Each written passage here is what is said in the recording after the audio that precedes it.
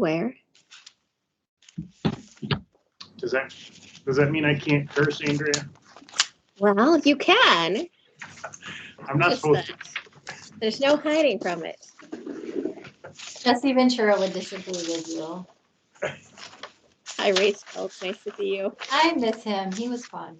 Remember when we thought that was as crazy as things were going to get in politics? It was a simpler time.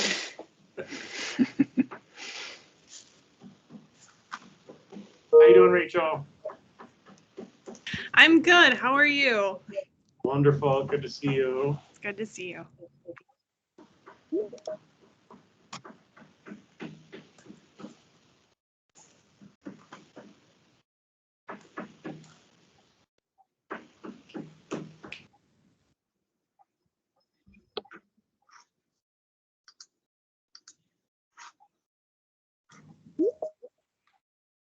Oh, people are starting to pop in.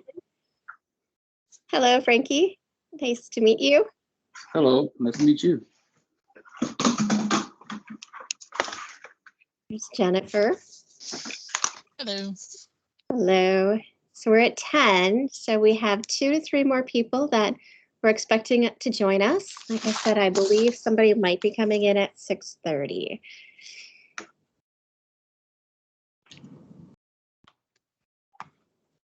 I think you're muted, Andrew. I can see your lips moving. Sorry, I was talking to one of my children. Sorry about that. Oh, okay.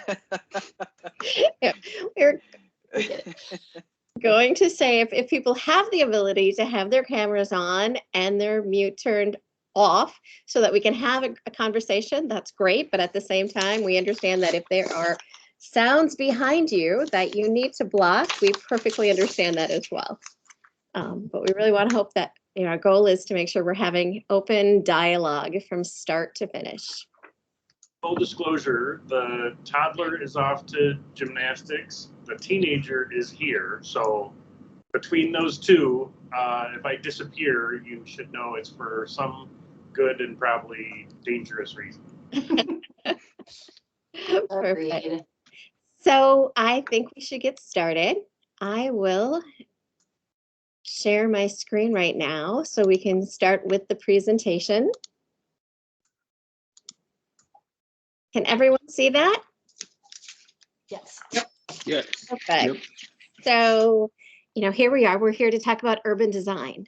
And the purpose of the meeting is you're going to find that there's going to be a lot of information coming out of this session as well as the next 2 sessions. And from there, I think Tiffany will explain to you a little bit more in detail how then we're going to have this opportunity to be much more interactive, that we have to sort of set the stage to really kind of show where we're at right now. What are the parameters we have to work within? What are the areas where we have to gather community input? And that's where we'll start putting pen to paper.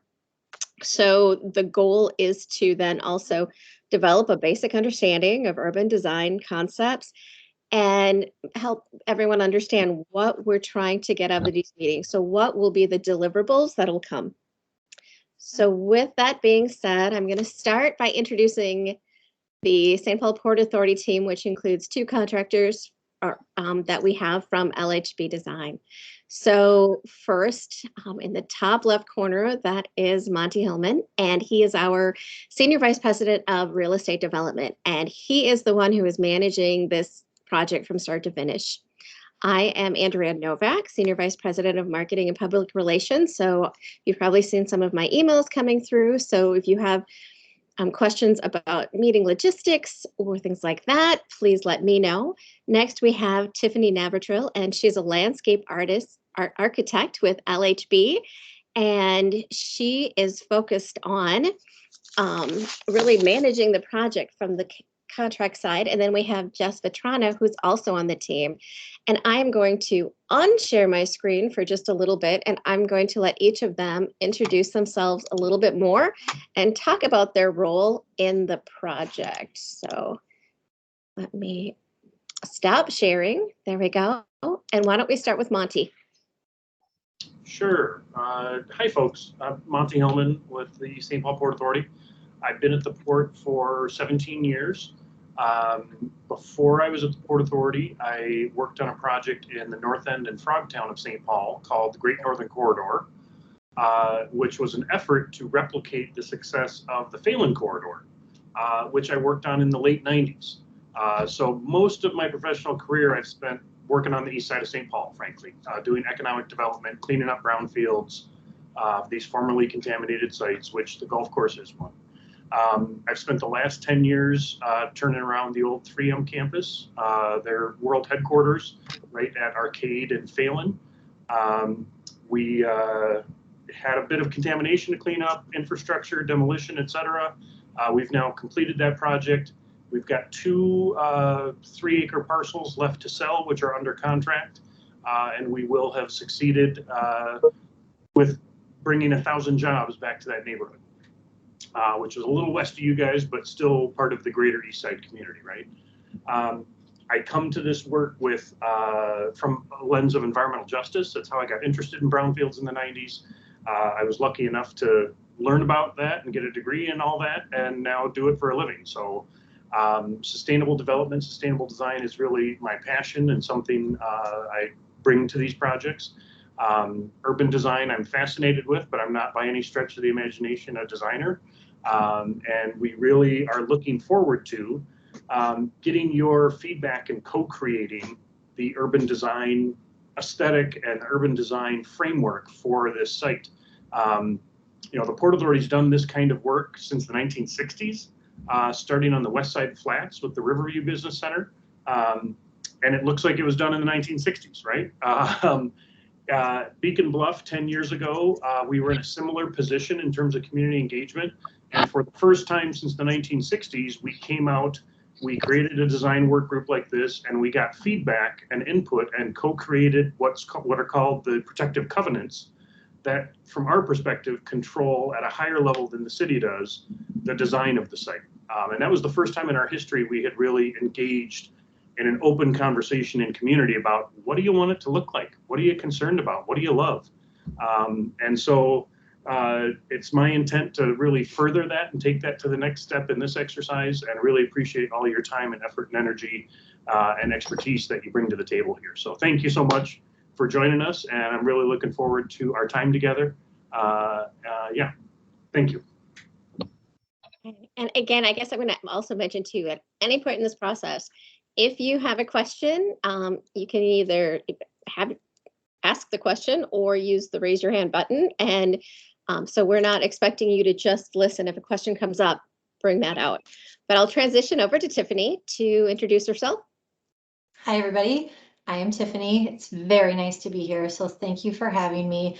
And I'm pretty sad that we can't do this in person. So really looking forward to future meetings when we get to be more interactive, hopefully, and be able to stand around tables together and draw and scribble and rip it in half and start over again with something just a little bit better. So I have been at my current firm for 8 years and doing this for closer to 10.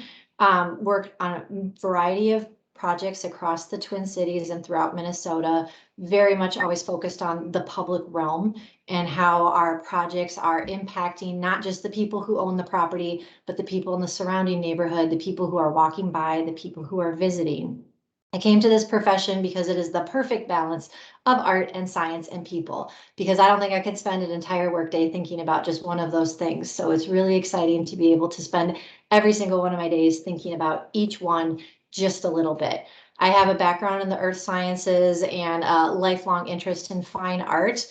And in parallel to my professional practice, I've been an adjunct faculty member at the U of M since 2016 at the College of Design. And before that, I was an adjunct faculty member at the University of St. Thomas teaching geology. So it is a real pleasure to be here with a group of people who are here completely voluntarily and not because you have to take a required science credit. So thank you so much for joining us today. And I'm really very excited to be part of this design process with you guys. Great. And then Jess. Oh, Tiff, that's going to be hard to follow. I'm Jess Patrano. I work with Tiffany at LHB. I've been here for just over 2 years, working as an urban and landscape designer. Prior to LHB, I started out in architecture at the University of Minnesota, as well as urban studies. I worked as an urban planner in the Twin Cities for 3 years before going to grad school in Seattle. The Twin Cities drew me back, and now I've been here ever since, working on similar projects to TIFF at scales as large as, county-wide down to the detail of a bench, just what the public is dealing with every day. And most of them are city-led projects with taxpayer money and engaging citizens to understand how we can best serve them and how their dollars will work for them moving forward. And so I'm just very interested in the urban environment, like TIFF, every level from natural to built, and I'm excited to help. Oh, you just got muted a little bit, Jess. Oops, I touched my screen because I noticed some crumbs and I must have muted myself. I live at this computer, but I'm just excited to bring you guys into our world a little bit and teach you about urban design and work with you on making this a great place. Perfect. And so now we're going to get to know the rest of the group. And, as you're all neighbors, we want to get to know a little bit more about you. And I have these questions on a slide, but I think I'm going to keep this screen open so we can see Hey, all Andrea? of you. Yeah. Hang on one second here, because your title doesn't do you justice. So I would like you to introduce yourself. People should understand a little more about your background. And Andrea has really been the tip of the spear, as it were, for community engagement for Hillcrest, really since the city's master plan engagement process ended more or less 6 months ago, kind of late this spring, early this summer. So she and our team have been out on the east side quite a bit, doing the shoe leather work of building community in this project. Oh, well, thank you. Yes, so I have, as part of the marketing team, I focus on a lot of the things that how do we make sure that the community knows who we are, knows what we're doing, how are we building a sense of transparency with the work that we're doing. And that has also become part of the community engagement, has really come under that fold, because as the city was going through the master planning process, there was a lot of community engagement happening, and I think there was some concern that community engagement was ending with their process. And we're excited. We have a couple of people that are from the CAC that the city had, and they were part of that community engagement.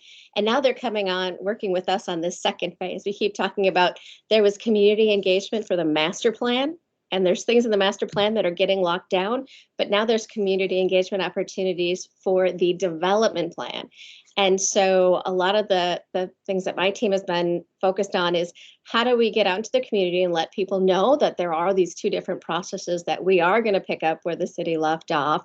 How do we decipher between the two? And then, and we went through, so we had a number of community meetings. Hopefully some of you were able to attend those. They were all at the Hayden Heights Rec Center. And then we also did some focus groups.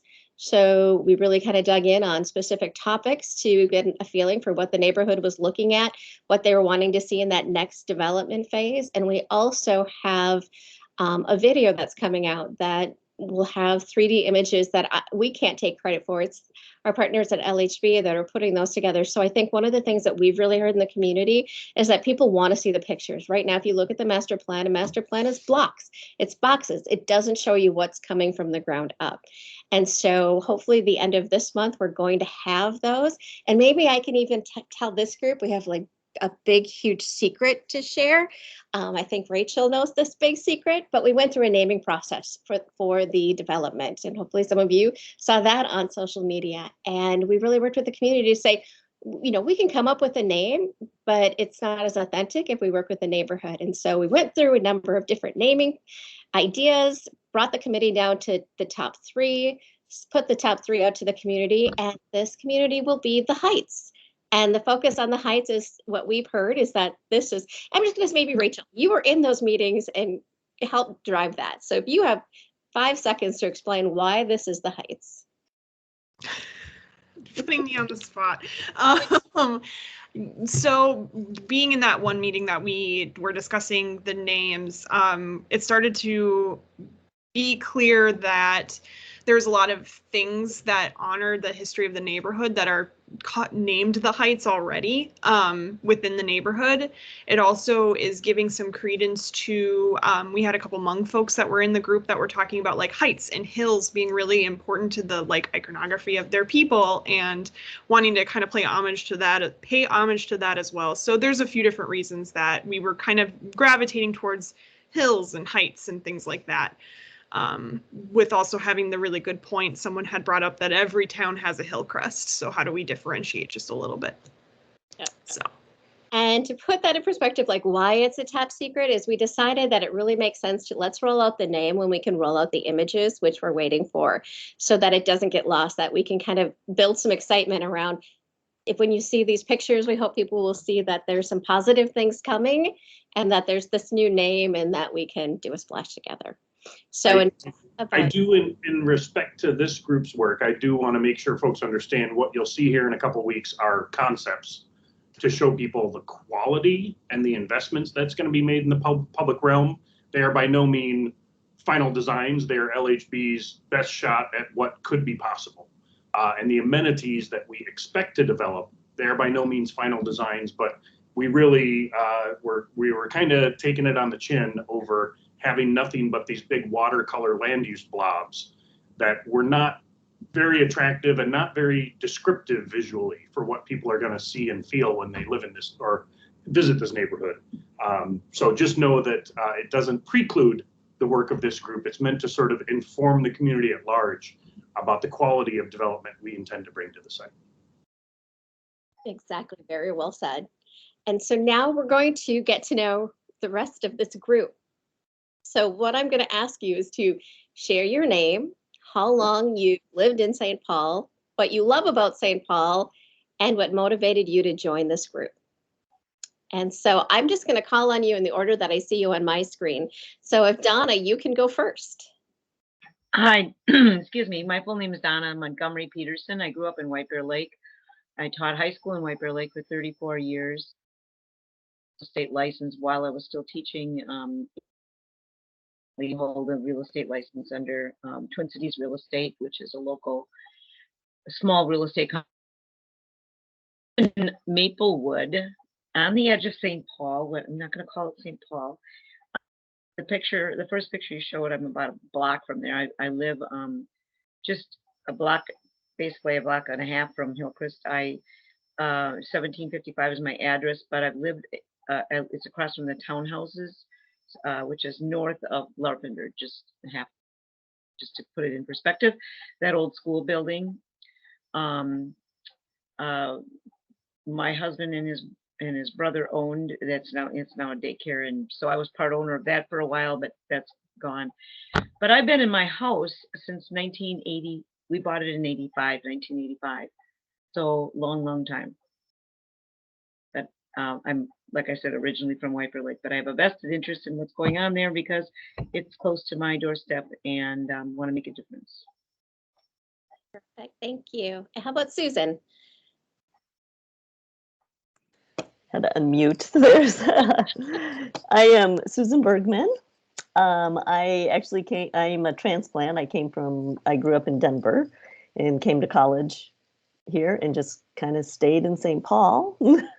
So I've been on the east side for 25 years. I actually live on the south and the east part of the lake, of Lake Phelan. So I'm kind of across the waters from where Hillcrest is. Why I'm interested in this, I actually just finished a master's degree in urban and regional planning from the U. I did a pivot career shift here. And so this, of course, this was fabulous timing for me, right? Because now I kind of have some knowledge, so I'm a little dangerous because I have a little knowledge.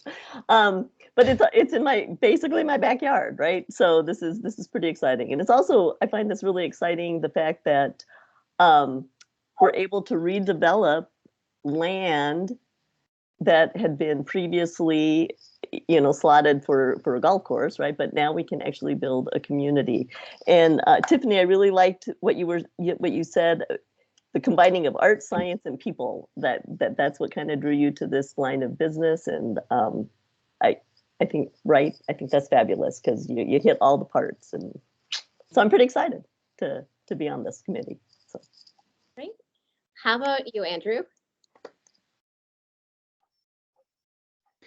Thanks. My name's Andrew Wise. I am also a transplant here. I grew up outside of Philadelphia, and I've lived, you know, all over the East Coast, mostly Northeast, New York, Boston, all over the place. I went to grad school in Providence, Rhode Island, at Rhode Island School of Design, and that's where I got my architecture degree.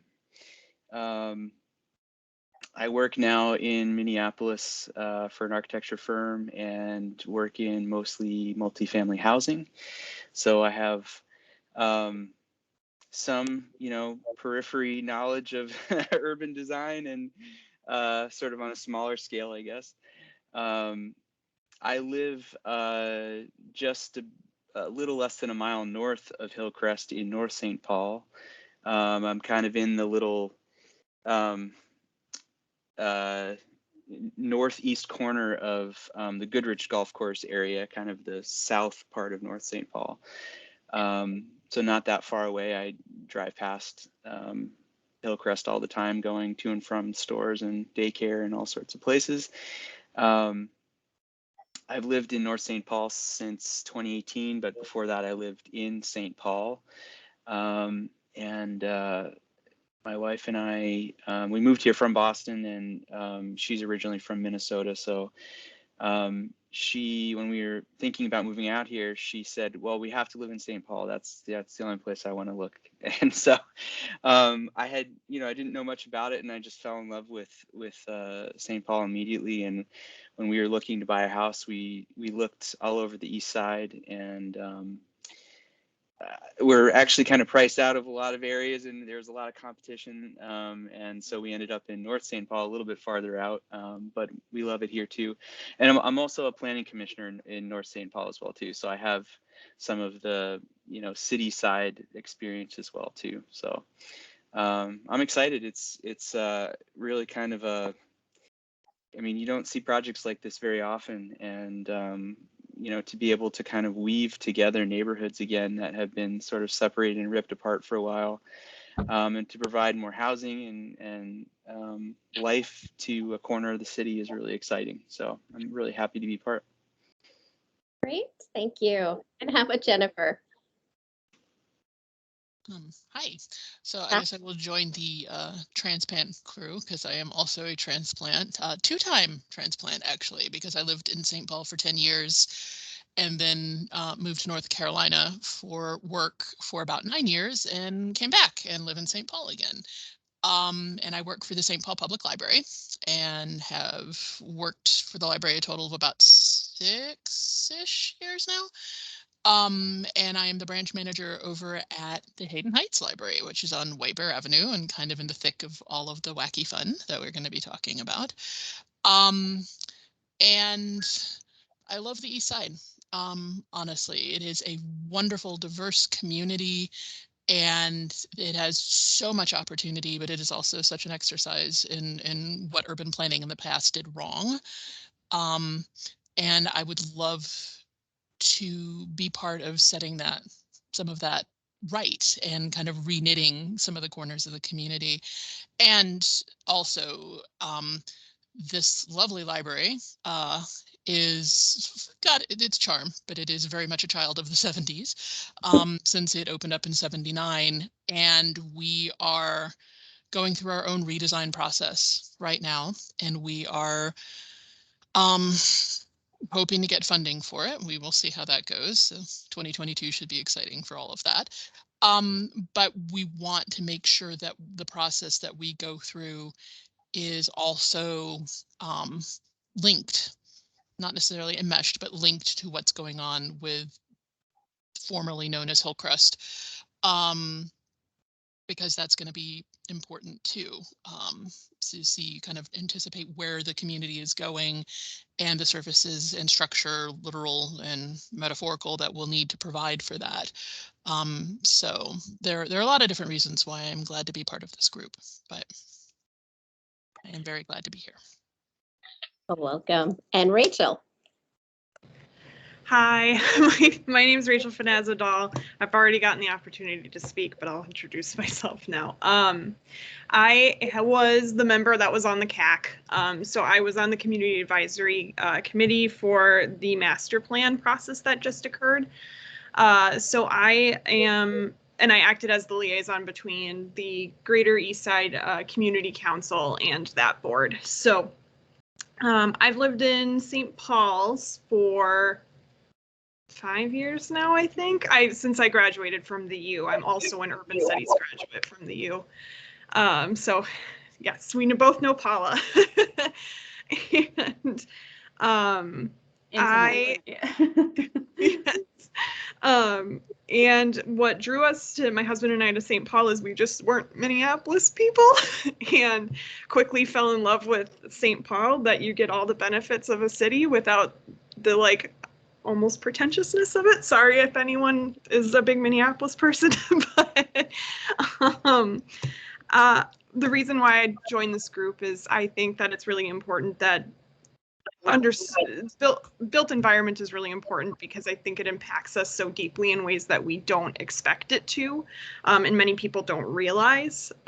So that's a part of it, and I have to just echo basically everything that Jennifer had said about the Eastside. Did a really good job of showcasing some of the things that were harmful to people in past urban design, and a lot of the ways that we've been ignored. So that's kind of my interest in continuing my involvement with Hillcrest. So Great. And then I don't know, Frankie, if you can hear us. I see that you have your camera off right now. Yes, I can hear you. Hi, my name is Frankie Torbor. I actually grew up in the northwest suburbs, Brooklyn Center, Brooklyn Park. Came here. I've lived on the east side for not even a year yet, actually. My girlfriend is raised here, so I kind of came here with her. We bought a house here, and we've been living here since last year. I studied city planning or urban planning at Iowa State, so very much interested in the built environment, urban design, social implications of design and planning and things like that. So what got me interested in this particularly is I think I saw the master plan or some plan from the Cunningham group a long time ago, and it kind of got me interested. I've been going on the website since then, and this opportunity came up, and I thought it would be a good thing to join and just kind of learn. I'm trying to learn more about urban design, because even though I have a planning degree, I haven't really practiced planning. So I'm trying to learn, and hopefully I can learn a lot from here and see what I can contribute to the the design and planning of this project. Get ready for a crash course. Yeah, and hopefully, we can see we've got people coming from all different perspectives and from different, work experiences. I would say that we also have a member of this committee who is not here today, that is a business owner. We also have someone here that is on the committee who's not here yet, who is a renter. And then we have also extended an invitation to someone who is in the philanthropic space. So really kind of getting a different mix of perspectives. But I am going to now turn this, I'm going to go turn it back to our presentation and kind of get us back on track from a timing standpoint, and just take a look and give you just a brief overview of the Port Authority. So we're an economic development agency. Can you see my screen? Yep. Perfect. That we're here to expand the city's tax base. So that's a big part of this project, is that by redeveloping, we're going to bring new tax dollars to the city, which then takes some of the dependence on residents who are already paying in. We serve as a conduit to quality job opportunities. And so that's where we do get excited about the jobs that are coming. And we're also focused on advancing sustainable design and equitable development.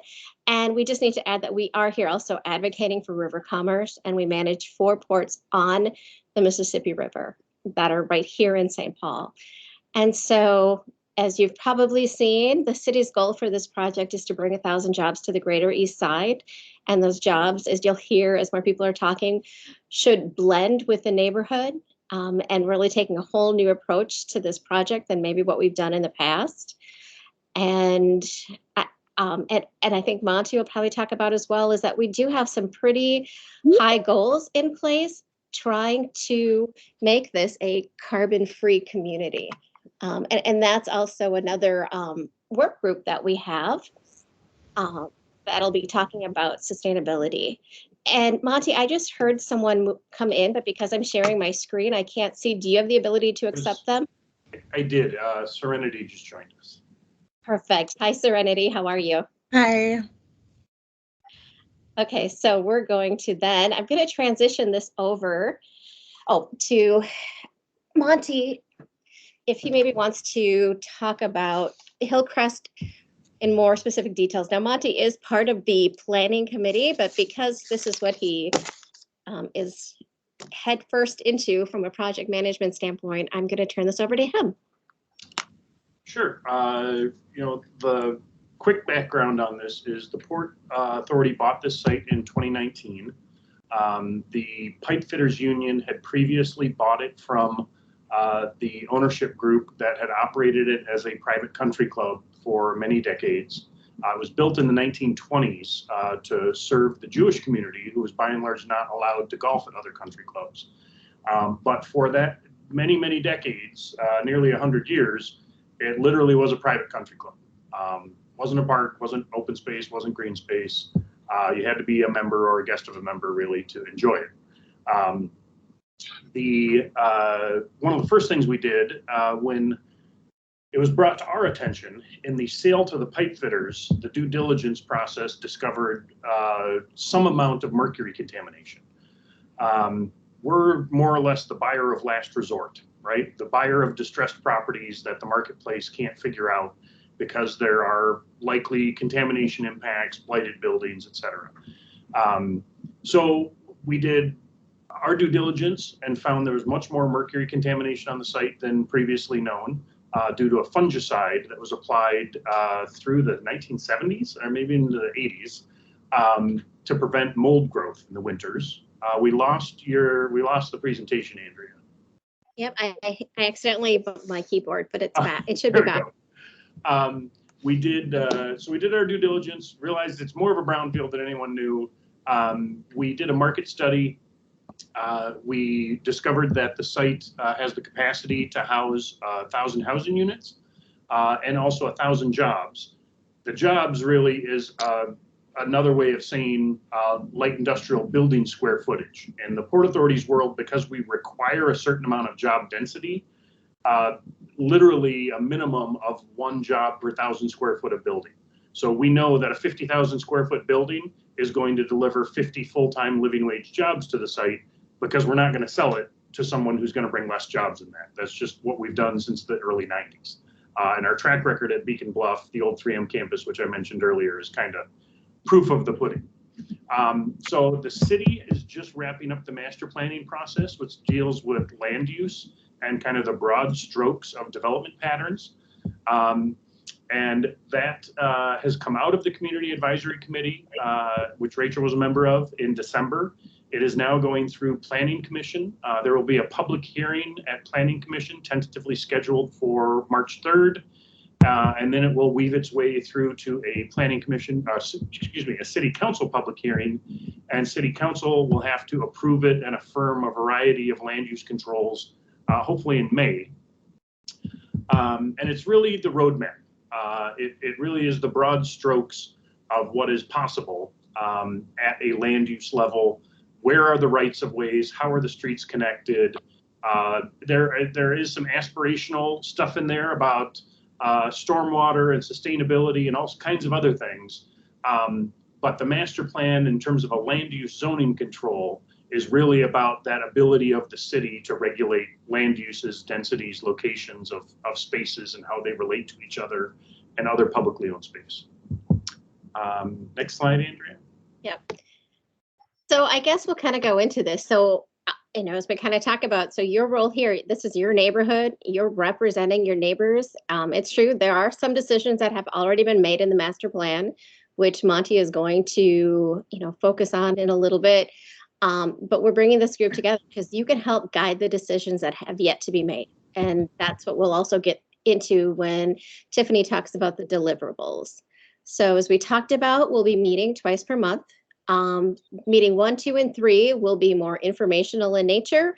But once we get to meeting 4, that's where we're going to start putting pen to paper and having some more fun with this. And that's where we really do hope, we're crossing our fingers that we can all be together in person, but we'll continue to watch the numbers for COVID. So I'm going to move this on to Tiffany so you can get an understanding of what it is that this group will be creating. Thank you. So there are 3 major products that we are hoping to produce here as a group. The first one, and probably the most elaborate one, would be to create a set of design guidelines in both written and graphic form that will eventually inform the covenants. So the covenants are a legal document that you can imagine being stapled to the purchase agreement when the Port Authority starts selling land to potential developers. So not only do they own this land now, but there's this other thing that says you have to do all this extra stuff in order to own and develop this land. So there are a lot of different things that we can explore as requirements that we may want to include in the covenants. We have examples from previous projects that we can rely on, but there is a lot of uncharted territory that we get to discuss together as a group, which we'll look at in just a little bit with an example. There's also the need to create additional documentation that applies to things that won't be sold to private developers. So more specifically, anything that falls into the right of way. So it will eventually be owned by the city of St. Paul rather than a private owner. We want to make sure that we're documenting the recommendations of this work group in a way that we can communicate it to the Port Authority as well as to the city. And we all got together, we talked about it, and we set these priorities for the right of way. And we would like you to take this under advisement as you make your plans for what happens in the street versus what happens on private property.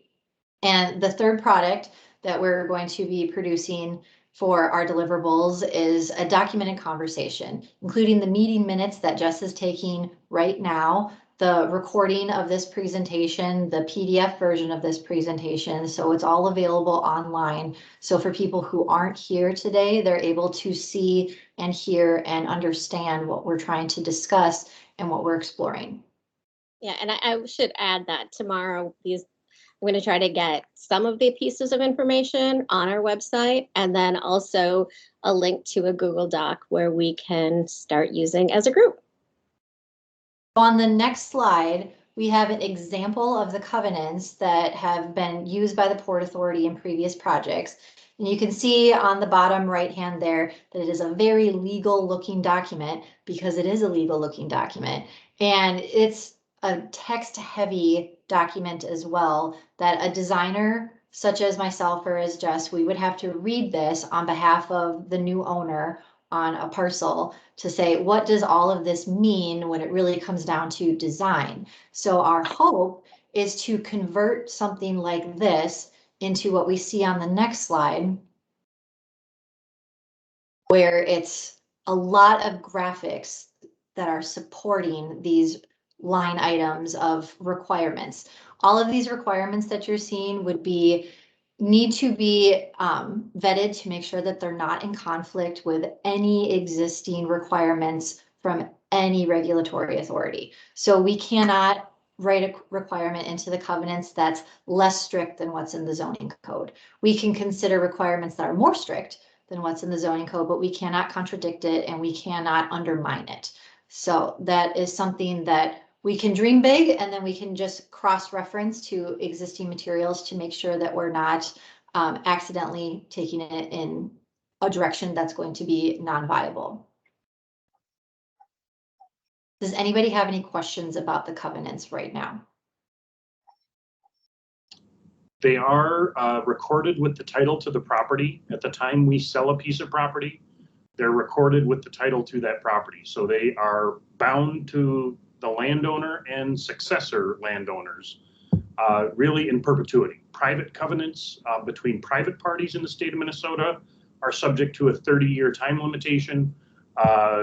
City attorneys tell us that public covenants like this from a government entity fulfilling its government purpose are not bound by that same time restriction. So these are pretty durable. And I can tell you these covenants have been above city zoning code in terms of restrictions, to the point that about 13 years ago, the I-1 zoning code was the lightest industrial zoning in the city of St. Paul. The Port Authority covenants for decades sat on top of that, requiring better design, frankly, more sustainability, et cetera, to the point that we worked with the city about 12, 13 years ago to write the new zoning code, which is called Industrial Transition IT Zoning District, which incorporated a bunch of Port Authority stuff into the actual zoning code, which is light industrial, meaning no outdoor storage. You know, in an I-1 zone, you used to be able to do outdoor storage under city zoning. The Port Authority and most urban areas, you're not allowed to do outdoor storage because it tends to look junky and people leave crap laying all over the place, you know, for a few decades now. So these documents have really improved, in our perspective, the ability of the public and the private to meet in the middle and really deliver better design over the course of time. Okay. And I think that'll move into the master plan. So really kind of seeing what our parameters are. So I'll leave that over to Monty. Sure. So the master plan really is driven by the city's comprehensive plan. The master plan has to comply and basically be a manifestation of the city's comprehensive plan. The comp plan is a long-term land use planning document. You can see we're required, I believe, under state statute to submit to the Met Council a 10-year plan once every 10 years. So it's constantly being updated with this 10 to 20-year look in the future. What the comp plan says about this site, Hillcrest itself, is called out in the comp plan as, I think, an opportunity site, they call it. It was ripe for redevelopment for years, folks in the city knew. So it talks about creating neighborhood nodes. It talks about goals about ensuring equitably distributed amenities, employment and housing choices, providing a diverse array of infrastructure, efficient, adaptable, and sustainable land uses and patterns, full-time living wage jobs, and people-centered design.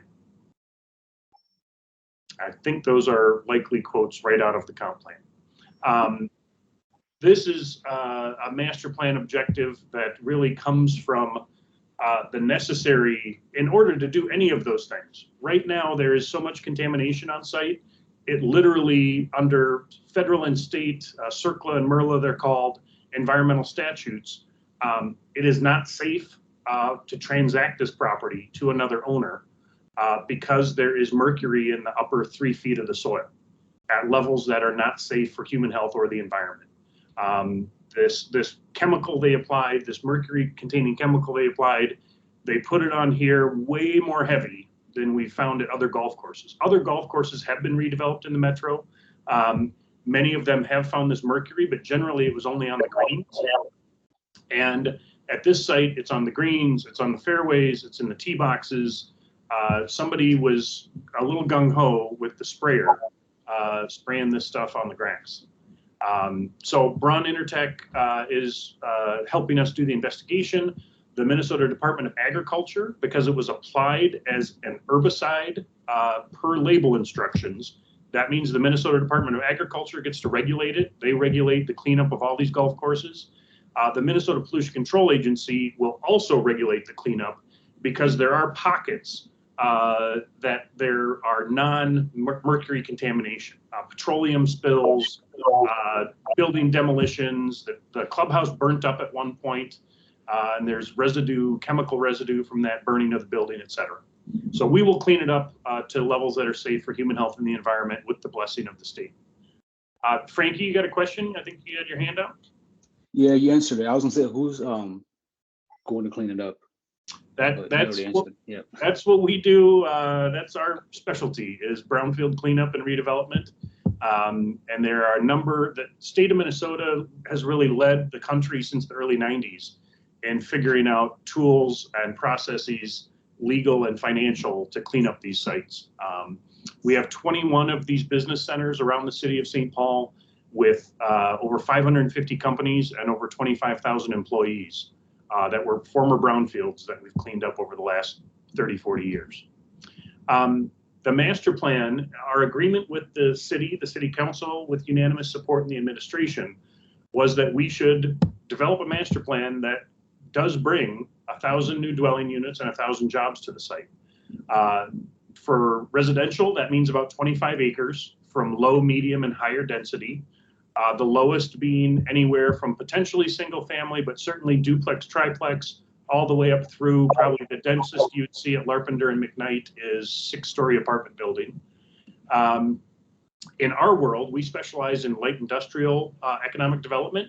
And to get to 1,000 jobs, the math we use for a building density, a floor area calculation, floor area ratio you may be familiar with, basically the building has to cover 35% of the piece of land, which is generally twice as dense as you would see if these buildings were being built down in Shakopee or potentially in Egan or wherever. But in our world, 1,000 jobs requires about 55 acres, which is what the master plan that's going through for approval has delivered. We agreed very early with the city that we would deliver 15 acres of passive open space. This means the water you see there are preserved and mitigated wetlands, highly regulated and controlled by the state and the watershed district. So they basically have to stay in place. And we had to figure out a way to make the streets and the building pads work with keeping these wetlands in place. All of them except one are contaminated. So we have to clean them up, but we have to put them back together basically where they were, and some of them need to be expanded a bit. But there'll be amenities, and you'll see some of the imagery. We don't know what those amenities are. You could envision boardwalks and trails and all of that, but other than some concept sketches that you'll see in the next couple of weeks here, none of it's been designed. And 5 acres, this area in the upper left, the big kind of pickle-shaped green space, that is a 5-acre active city park. So the Parks Department will have a future design and engagement process around building a city park right there. The master plan really kicked off 2 years ago. It was October 2019 when I believe the Community Advisory Committee started meeting. There have been open houses, pop-ups. They've done their own surveys. Several hundred, I think actually over a couple thousand people have been touched by that process over the course of 2 years. So the Community Advisory Committee was run parallel with a Technical Advisory Committee, which was all the agencies, city departments and otherwise, county, watershed, et cetera, that would touch and regulate this. They've all had their shot at this. And the port there as landowner obviously had its say, although we were not a formal member of the CAC or of the TEC. But as landowner, we were permitted the graciousness of sitting in and raising our hand when we had an opinion. Next slide. So the master plan, just to be clear, has already delineated that land use delineation, if you will. That allocation of land uses has been set in the master plan and will go through its approval process. That's not really what this conversation in this group is about. But some of the things that will touch this group is certainly design, but also the integration of design with sustainability. I'm a U.S. Green Building Council board member here in the state of Minnesota, past president. I think I've told you sustainable design is my passion, my background. And so even as we were looking to acquire the site, we were being asked about sustainability and what are you going to do? You need to have some kind of sustainability certification. We looked at eco districts, we looked at LEED for campus, LEED for communities, LEED for neighborhood development, et cetera, et cetera.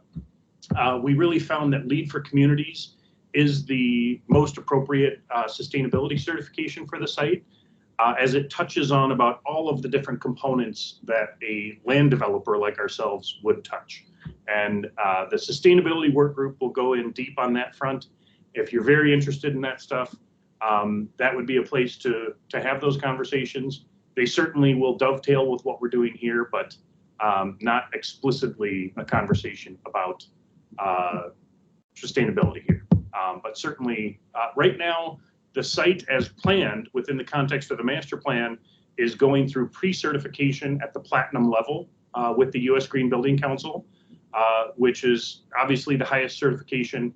There's only a handful of these in the country and only a few dozen of them in the world that are certified at platinum.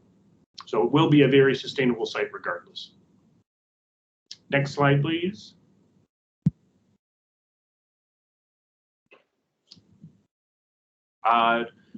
So one of the, nope, go back one. So one of the very designy things we've been thinking about and have been rolling out to the community over the last 4 or 5 months here. Presented it to District 2 a couple of times. We've brought it out to some community meetings at the park, or at the rec center, excuse me. You know, we have heard over the course of time that one-story boxes are not very attractive and don't make people feel really great things when they walk past them. These building types are generally a shell around a process. The businesses that bring these kinds of living wage jobs with low barriers to entry, they're making or assembling or repairing widgets. They've got materials coming in, they got to do a bunch of stuff, and then they got finished product going out. So they're figuring out a material flow, and kind of the last thing they're doing is putting a shell over it. And over the years, through these covenants, we've kind of twisted their arms in our contracts and our design review process at the port to make them build fancier buildings, right? Better architecture, more windows, more, as I think Tiffany would say, jigs and jags in the roof line, building articulation, gingerbread, some people call it, right? Just throw an awning on it, it'll make it look better. At the end of the day, they want to be kind of big dumb boxes, these industrial buildings are. So the team at LHB brought us this concept. Hearing that criticism, as we've heard over the years, we've talked about the last several years, the concept of amenitizing industrial space. The idea that employers that we like to attract want to be where employees are, and employees want to be around amenities. So you see industrial developments bringing in community spaces, breweries, stuff to activate these business centers for the benefit of the employees to help attract employees and retain employees. We put that thinking to work here, and we've got the city on board with the idea that we in our requirements and the city in their zoning requirements would be willing to step back from some of the hard and fast, you've got to articulate this building facade to, in design speak, a certain amount or a certain degree, if we can employ an arts and employment district. And what we're looking at is large format murals, community-based art, community-based themes. We did some of this with the Eastside Arts Council, and we built a public plaza over at Beacon Bluff. You can find it right next to Vomella and the Eastside Family Clinic on East 7th Street.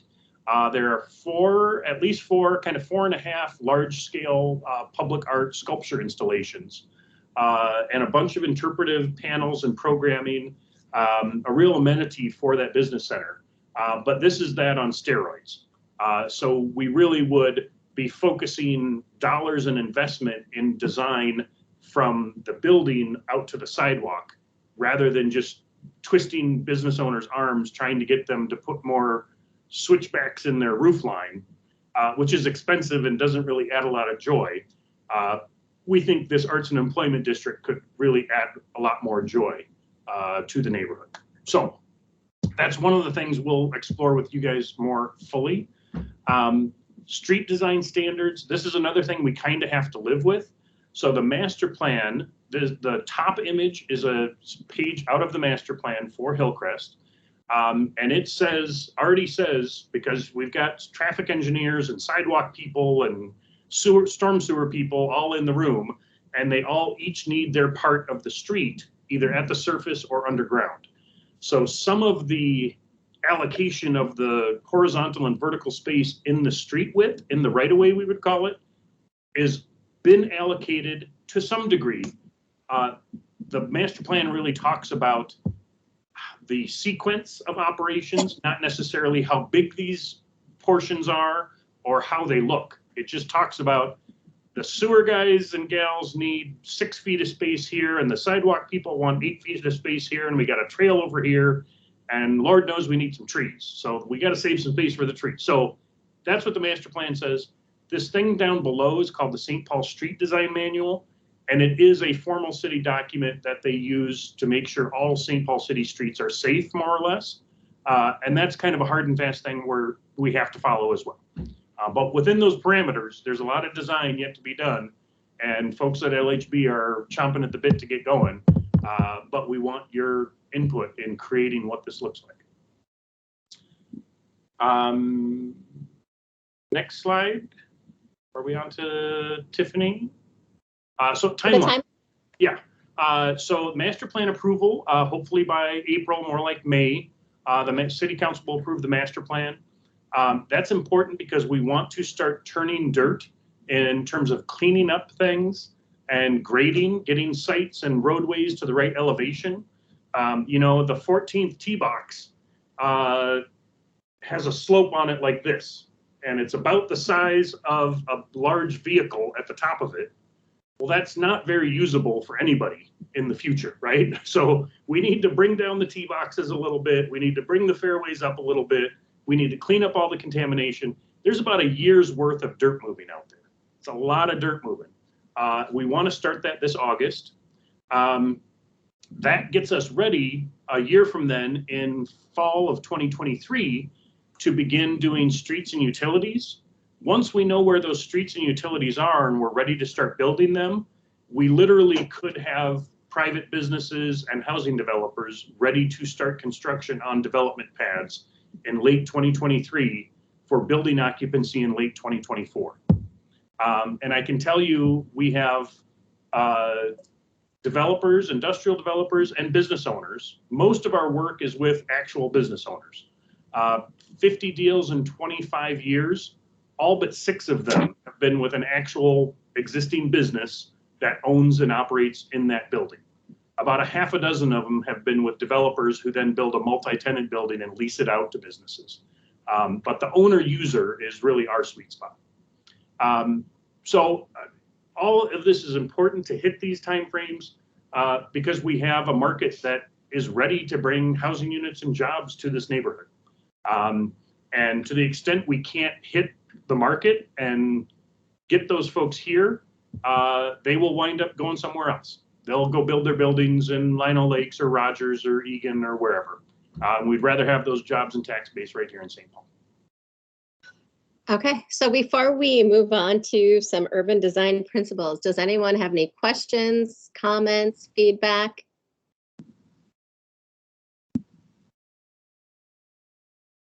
Okay, well then we're sort of the catch up. That's how far we've gotten in the last 2 years. Yeah. And so now this is the kickoff. Let's start talking about urban design. And so Tiffany this is her area of expertise, and she's going to show us some principles to keep in mind. Well, and it sounds like that a lot of people here are already pretty familiar with the basic principles of urban design, the good, the bad, and the ugly of it. So we're hoping to lean toward the good side of urban design. So we want to make sure that before we really get started with this massive brainstorming and refinement effort, that we're all speaking the same language. So to start out with, here are some examples of recent housing and mixed-use developments in the city of St. Paul. And I think these are all really nice examples of how far we've come since the 1960s, when people were taking a really different approach to urban design, and we are now dealing with the consequences of that, 50, 60 years later, where we have a lot of neighborhoods that are not serving our communities effectively. We have a lot of neighborhoods that don't have jobs anywhere. We have neighborhoods where you can't buy a gallon of milk to save your life.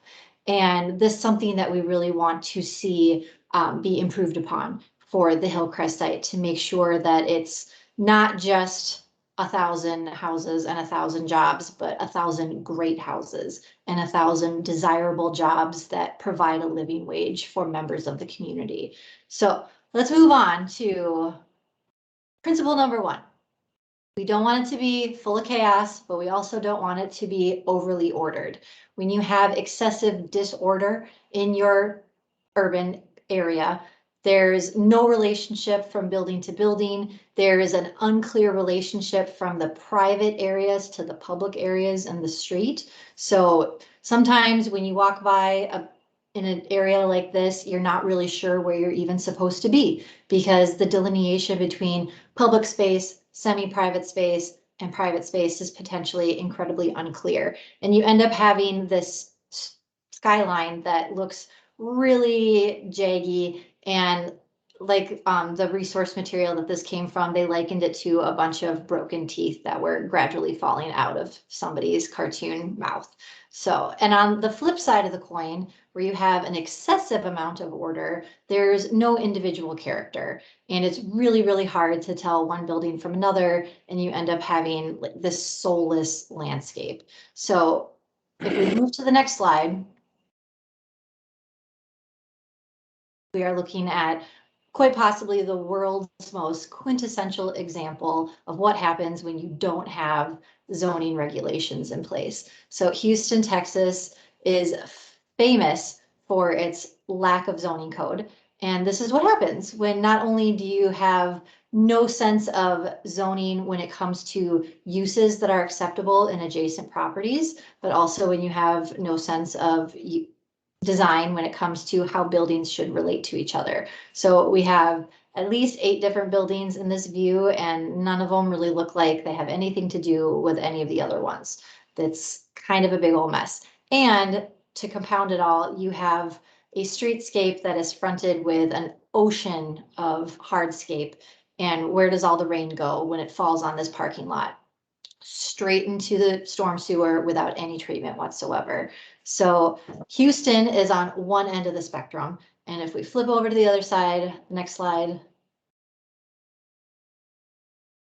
This is the far other end of the spectrum, where we have a lot of housing developments coming out of China in particular, all over the globe, honestly. But China has really nailed it when it comes to excessive order in a massive urban design, where if you have to tell your friend, come on down, I live in the white one with red pillars, they're not showing up for dinner on time. They're not going to be able to find you. So this is where we end up having too much order in a landscape in an urban area. And we want to make sure that we're hitting this beautiful golden median right in between the two. So the next slide has a great example of what happens when you strike a solid balance between something orderly and something that is unique and creative. When you have a consistency in building heights, more or less consistent building widths, you have a similar expectation on how the windows are placed within a building and how big the floors are, but lots and lots of variability in color and form and just general expression of those facade characteristics. You have a urban area that has a strong relationship to itself and also to the pedestrian realm down below it. So the next slide is just kind of summarizing where we're trying to go with this. So this is one example of how you hit that sweet spot right in the middle, where you have consistency in height and width, but then a lot of experimentation in form and color.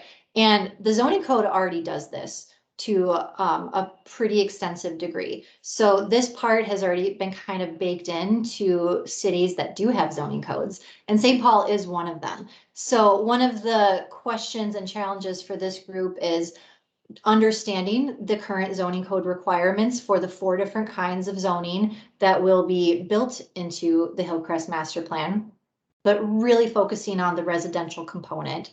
that also has some mixed use capabilities there. And do we want to make something a little bit more stringent or a little bit more regularized?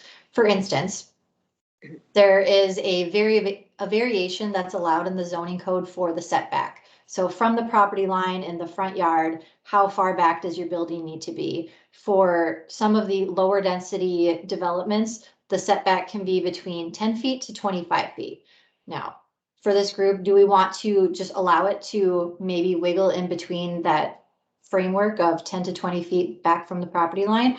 Or do we just want to say, nope, all of the buildings are going to be perfectly lined up and we're going to have this really, really regularized look to the front facades, but each building gets to be really interesting and unique. So that's an example of how we might use the covenants and the recommendations that we're making here to achieve this middle ground.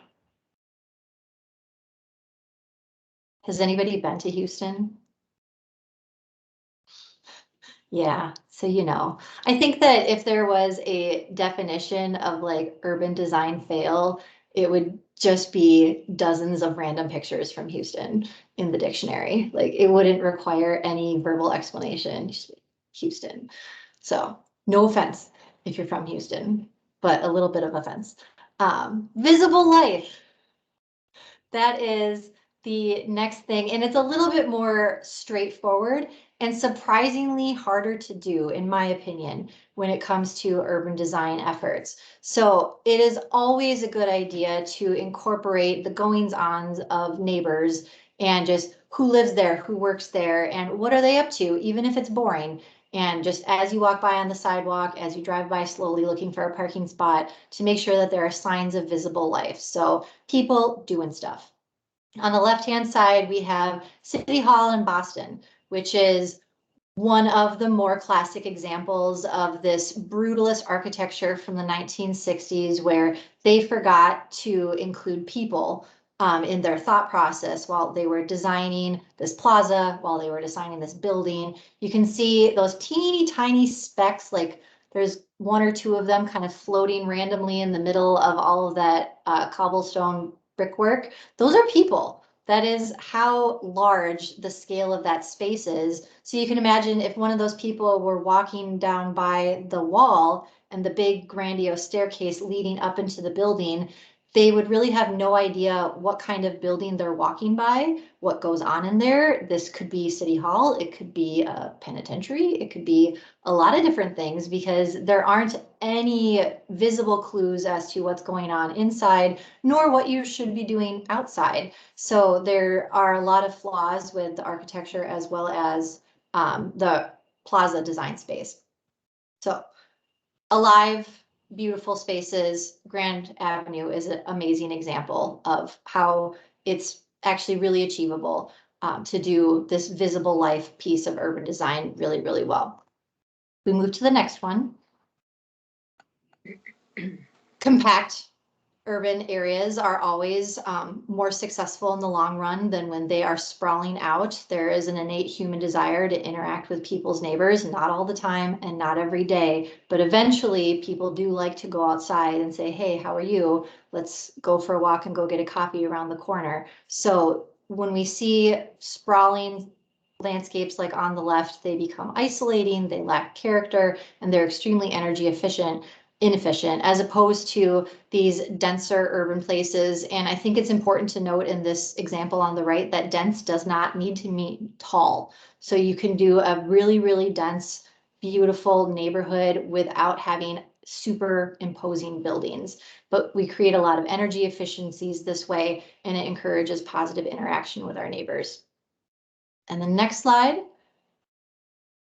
This is just illustrating again how that density does not automatically mean enormous buildings, because there is a desire for this missing middle of housing where it's not a single family home and you're not living in a mid-rise or a high-rise apartment, but there are a lot of different options that we are hoping to include in the residential components of Hillcrest that address this missing middle component of the housing market.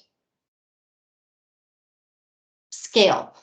So it's always a good idea for buildings to have some kind of relationship to the building next door. And one of the easiest ways to do that, and one of the most straightforward for making sure that you're relating to the pedestrian realm as well, is to make sure that they're scaled about 5 to 6 stories tall, where it's optimally dense to relate to the pedestrian scale, versus having a tiny building next to an enormous building and one just dwarfs the other. So on the next page, we have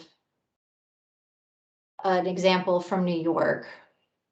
And it would be adorable if it weren't so sad to have this cute little old building just being swallowed by these apartment buildings that were almost definitely built in the 1960s, when they just decided that the way cities had been built for hundreds, if not thousands of years, was in the past, and they were just going to reinvent urban design from scratch. And this is where we landed with the 1960s philosophy of urban renewal. And they really missed the mark in a lot of ways on what it takes to make a viable neighborhood that is built for people and not for cars. On the next slide, Paris. So Paris is really, really focused on the public realm. It is probably one of the most globally well-recognized examples for being a walking friendly city. And not only is it built for people and very much not prioritizing the cars, but it's all of its buildings in these older districts of Paris have a really strong relationship to each other. So that fourth building back there, that's actually an urban infill project. It was probably built after World War II, when the building that used to be there probably was damaged beyond repair. So even though this is a new construction, it still has a really strong, beautiful relationship to what was already there. So you maintain this cohesive character throughout the neighborhood. Hey, Tiff, just a minute Yes. our time here. Just note it's 7:13. Yes. And then the last piece of urban design principles, and in my opinion, one of the most challenging, is to make it local. So I defy any one of you, I will give you $5 if you can guess where this is from. So unmute, give it your best shot. Some suburb somewhere. Raleigh, North Carolina. It looks exactly like Raleigh. Arizona. Arizona. What else? Some suburb somewhere. That's a good guess, yes. Somebody else is muted. What do we think? I think if people are talking it, they're muted. Harrisburg, Pennsylvania. All good guesses. All probably true. There are all probably neighborhoods in all of those places where you can find a neighborhood that's almost exactly like this. This is Atlanta, Georgia, actually. But it is hilarious and sad that you had just have no idea. Nothing about the buildings are giving you a clue. A lot of the landscaping really isn't giving you a clue. It's definitely in an area where they didn't prioritize pedestrians enough to build them a sidewalk. So we are in a place where people aren't expected to walk anywhere in a big hurry. But this neighborhood lacks individuality. If we look at the next slide, we have 4 buildings from Minnesota that are just dripping with character. And it's because they are very, very much of their place. In the upper left, that is one of the old buildings from Chaska. Those bricks came out of the mud hole that's literally across the street from right there. So those are Chaska bricks. They came out of the mud, fired across the street, and we build this beautiful building. In the upper right, I don't know if you guys recognize it, that is part of the campus at St. Thomas, where they have like a really strong branding and the character of their buildings, where they're all using a really dense dolostone is what it's called. It's Casota stone. It's quarried down by Mankato. In the lower left, that is the City Hall in Minneapolis, the original City Hall, and it's made out of a not so well lithified red sandstone. I majored in geology when I was an undergrad, so I get very excited about these things. And in the lower left, with a real gamble on long-term stability, they used the Platteville limestone to build this building in right along the river. So the Platteville limestone is what holds up St. Anthony Falls, and it is one of the least structurally sound stones I've ever come across. But they did it, and they made this really beautiful building out of this really low quality building material. Now, the trick here is that all of these examples are really leaning heavily on materiality for their sense of location and identity. And the problem is we don't really have those resources available consistently because locally quarried stone tends to be very expensive. So one of the challenges that I am positing to this group is how can we make a local character in Hillcrest that doesn't rely on expensive stone facades in order to pull it off. We live in a I could very say, as an example, over at Beacon Bluff, we salvaged the limestone off of the buildings we demolished, and it is now reincorporated into all of the business center monument signs for the entire park, all of the interpretive panel bases throughout the interpretive plaza, etc. An attempt to do something like Tiffany's talking about. Don't Yes. exactly have that opportunity here, but just to get the wheels turning. Yes, and as Monty was mentioning before, we have to respect the requirements in the master plan. We have to respect the requirements of our Lead for Communities certification, the street design manual, and a lot of regulatory agencies. But then the secret issue that we always have to consider is cost. So it is kind of one of those umbrella things that just can really make or break a project. And is it worth it to require a business owner to use locally quarried stone in order to build their building?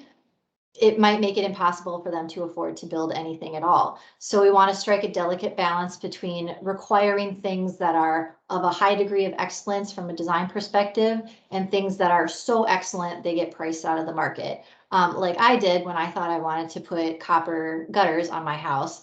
And I was rapidly disabused of the notion, standing in the aisles at Menards and being like, this is literally never going to happen for me. So I had to let that dream wither on the vine and decided to go in a different direction with some more affordable landscape interventions.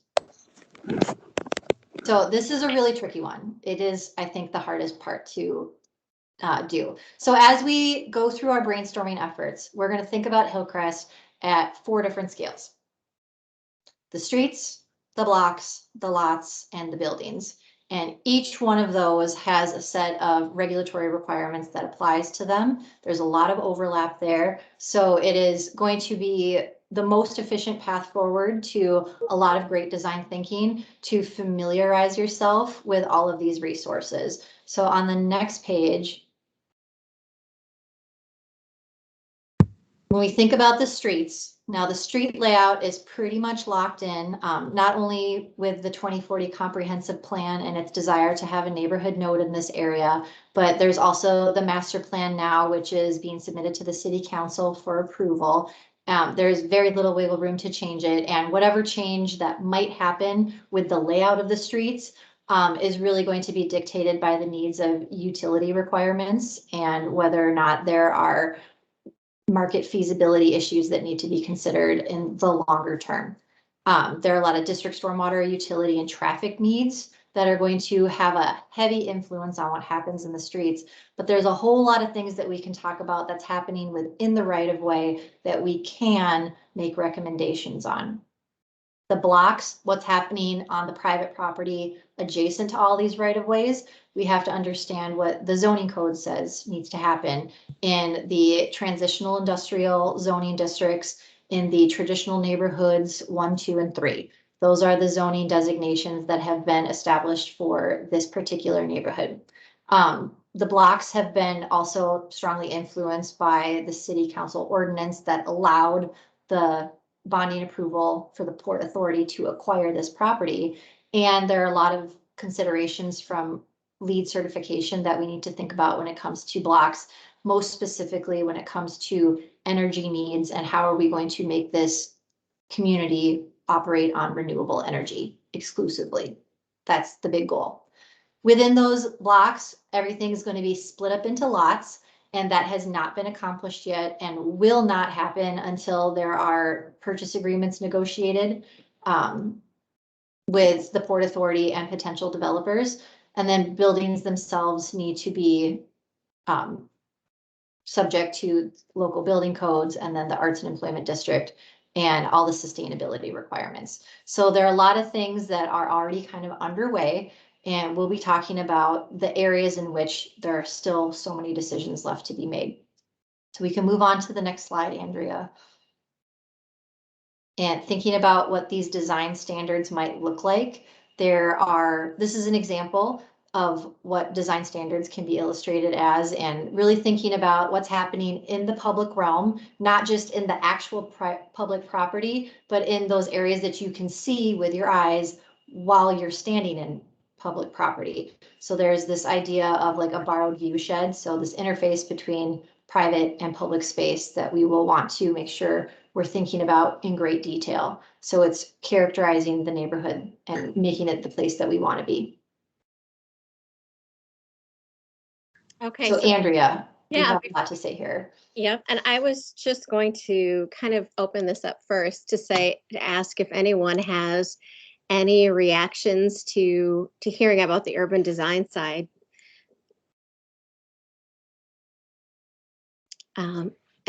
Okay, that's fine. And one of the things that we were going to ask for with this particular meeting is that, for all the meetings that we have on Teams, is that if we can have people with their cameras on, so that we feel they kind of can see the interaction and really get an idea for how people are reacting to the information, it would be so extremely helpful. So I am going to go back. One frown can say a lot. Exactly. And what I'm going to do is really just set the stage quickly before we wrap up and assign the homework for the next meeting, is to let you know that we've already done some community surveys and we've gotten community feedback. So we're not starting at square one from the standpoint that we don't know what community members want to see as part of the development plan. And so I want to share this with you so that you can have some of these thoughts in the back of your mind, so that we're honoring the input that's already come. To give you an idea, we surveyed over 500 people that lived within the 3 zip codes closest to the Hillcrest site. So I'm going to go back and I'm going to share my screen and show you what it is that we learned. Okay, so I guess I'm really basically going to be reading this, but when we talk to people about what they want for housing, we have 75% of the people that said they're interested in purchasing, 25% want to rent. When we took a look at that housing, we kind of looked at the different options that would get us to the density that we needed. The most common, 29% of people said, yes, I'd like a townhouse or a row house. 14% wanted that duplex or triplex where they're the sole owner. So which means there's a wealth building opportunity to be renting the other 1 or 2 units. Another 9% said, I want to be in a duplex or a triplex, but I want multiple owners. I don't want to be responsible for the entire property.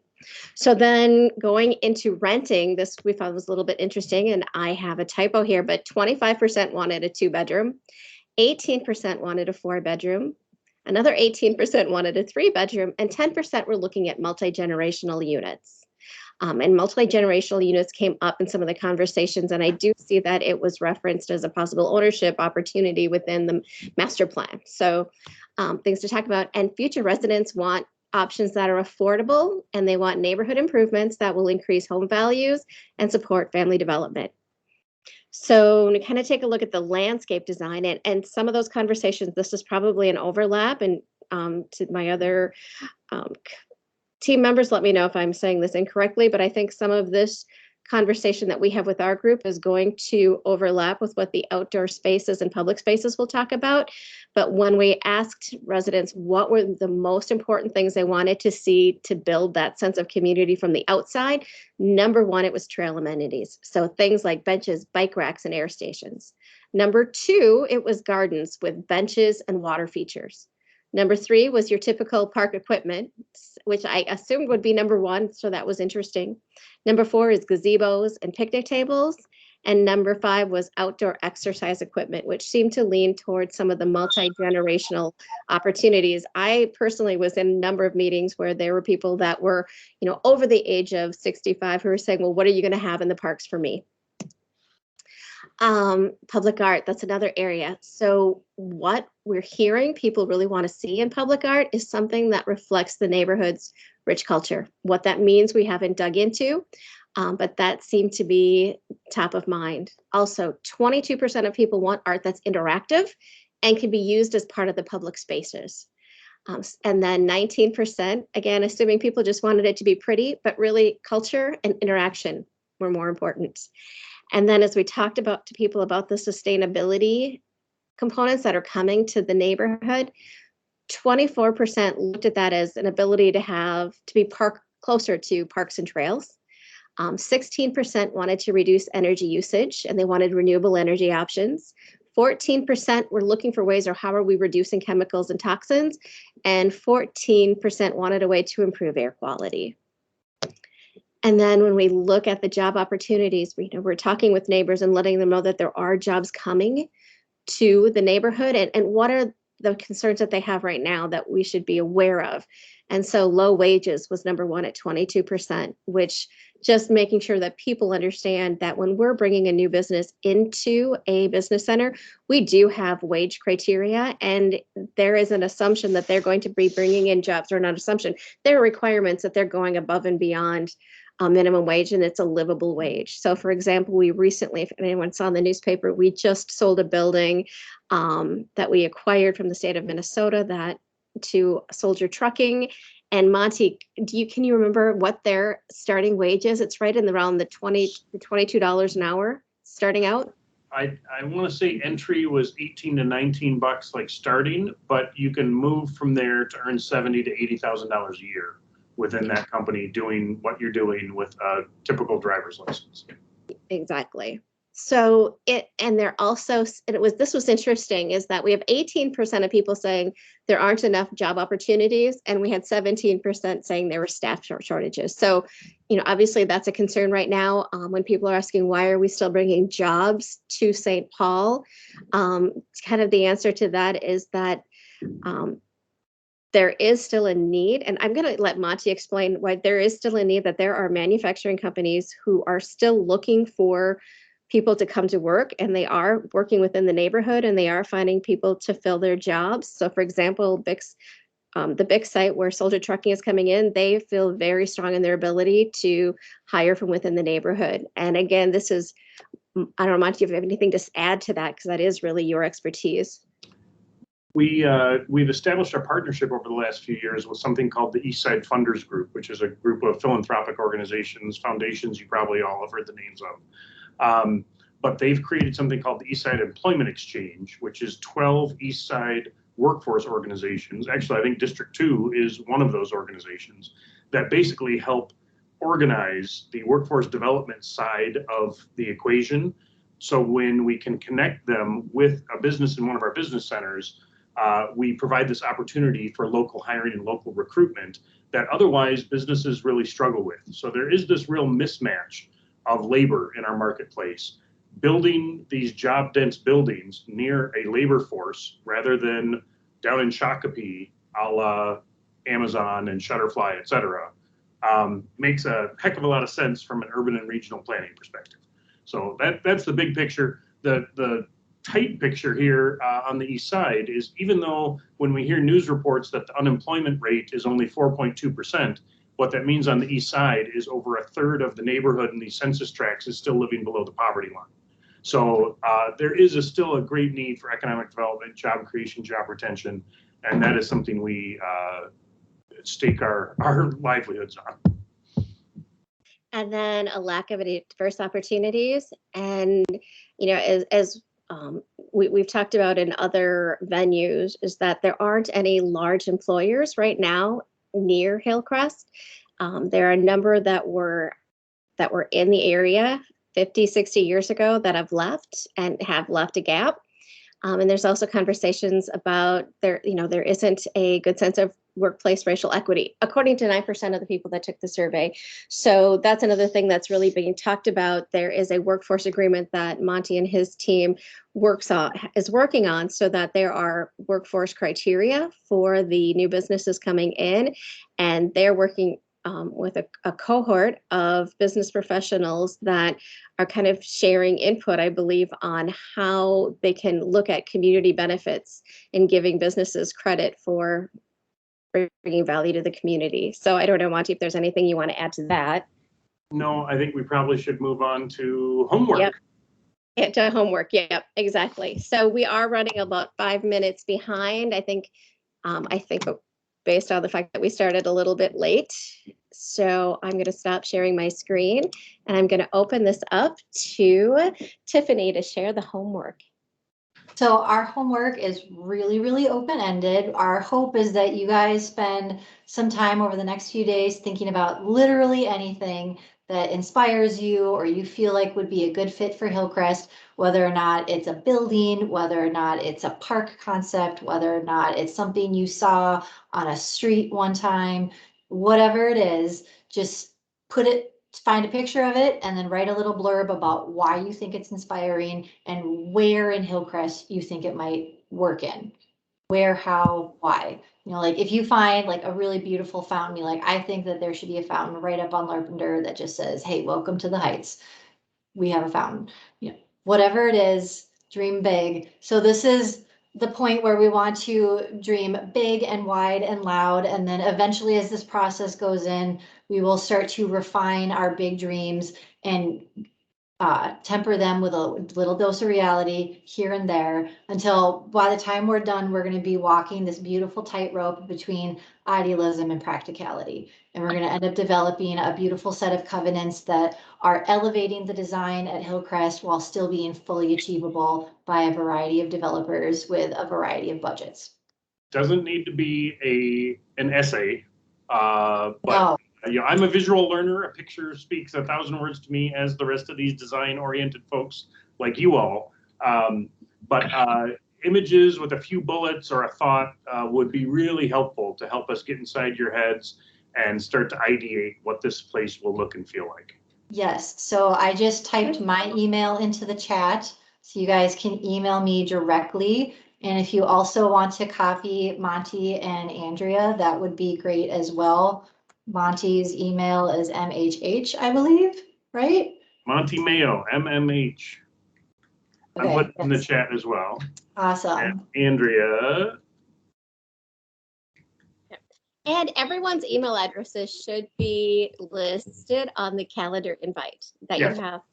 It's my hope that we can take your guys' ideas and integrate them into the presentations for meeting 2 and 3. So for meetings 2 and 3, we're going to be talking about streets for like a 45-minute chunk of time, the regulatory requirements that they're subject to, as well as the really detailed set of ideas of things that we can influence here. And if you guys come up with a precedent that applies to that street environment, that's where we would take a beat and talk about it and hear more from you about why you liked it.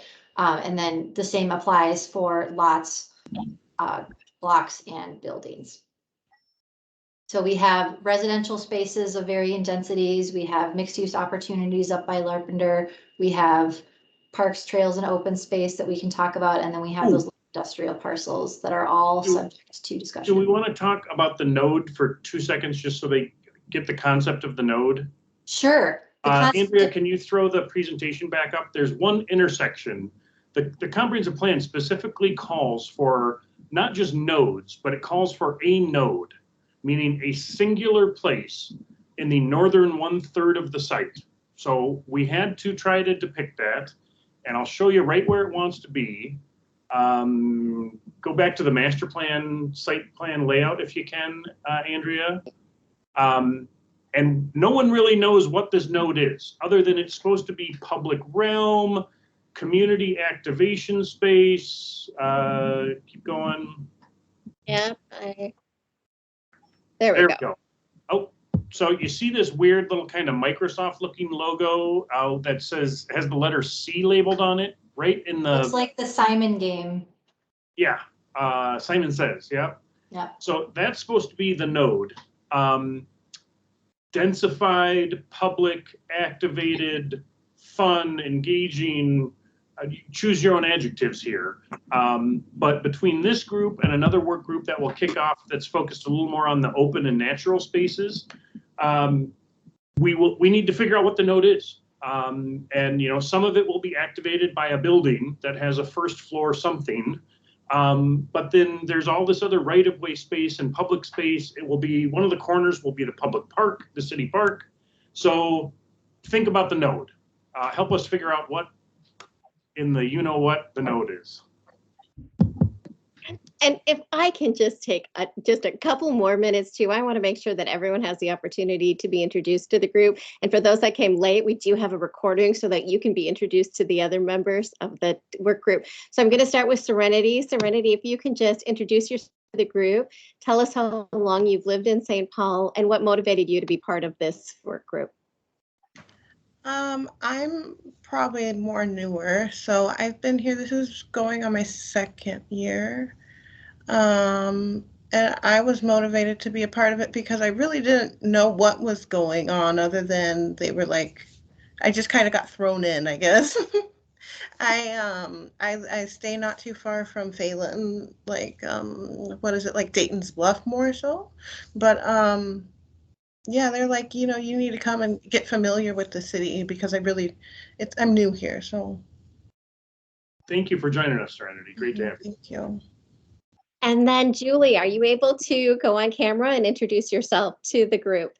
So, hi, I'm Julie. I tried very hard to be on time. I was here and I couldn't figure it out. I'm not very computer savvy. So I was sitting there waiting to be connected and it didn't happen. So I'm afraid to do anything to get my camera on because I may drop the call. So next time, I promise I will be right there, bright and shiny and smiley. Perfect. And do you want to tell us how long you've lived in St. Paul and what brought you to this work group? So actually, I live in Maplewood. I live right about probably a block and a half from Hillcrest Golf Course, right off of Howard Street. I've lived here for 28 years. And the neighborhood means a lot to us. It's been a very wonderful place to live. And a lot of the neighbors are kind of concerned about the direction and the change and what it's going to do to the neighborhood.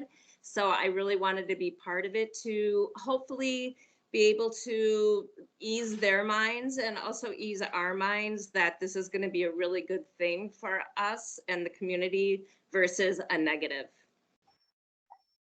Perfect, thank you. So this adjourns our first meeting. So like I mentioned, we're going to put the recording on our website. I'm also going to put a few other materials, including the master plan on the website. So my goal is to put that out tomorrow. The notes will follow when they're ready.